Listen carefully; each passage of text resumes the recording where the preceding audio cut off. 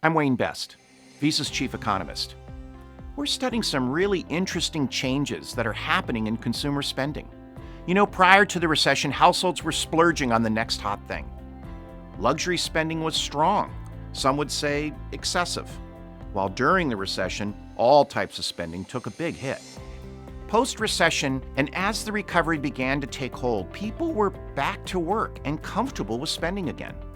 Luxury spending came back, but not at the levels that we saw in the pre-recession years.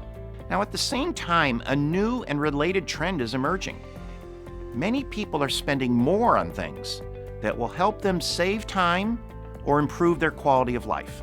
Things like going to concerts and sporting events, childcare, gardening services. Who does their garden anymore? Housekeeping, and even mattresses. They're growing over 10%. Since the recession, households earning more than $150,000 have actually decreased their visible spending. Remarkably, households earning less than $150,000 annually actually are increasing their spending in the visible category, where affluent had been a key consumer segment in the past. Then in 2013, the quality of life spending took off across all incomes, indicating it's not just an affluent story, although the highest earners are important in this space. They only represent about 10% of households, but in 2016, they contributed 45% of the growth in the quality of life category, compared to 55% of growth from all of the other households.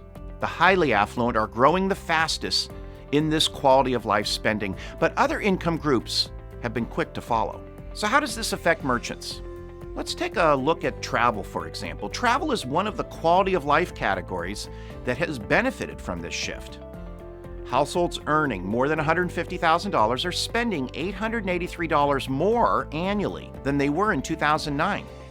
And other income groups have also increased their spend.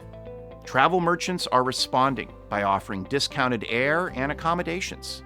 And we're seeing this across all income levels, especially in the emerging economies. Another thing that merchants are doing is moving to on-demand services as consumers shift their spending in many of the convenience categories in droves.